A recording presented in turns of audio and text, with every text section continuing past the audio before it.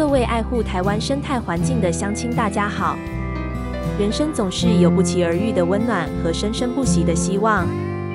董鸡体长约36至43公分，翼展为68至86公分，体重约200至650公克。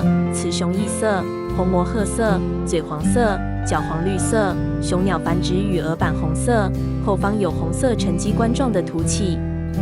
全身大致为石板黑色，翼羽圆呈褐色纹，腹部有灰色横纹，尾下覆羽白色。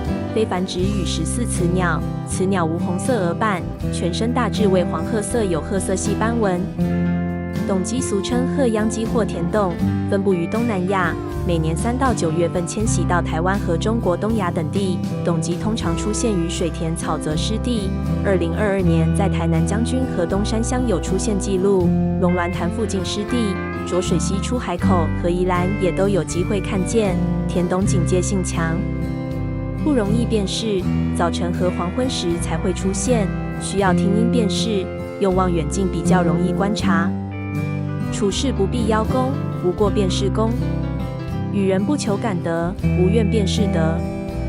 生命何苦难为其他生命？今日鸟类，明日人类。布莱克独木舟生态研究中心2023年7月14日感恩。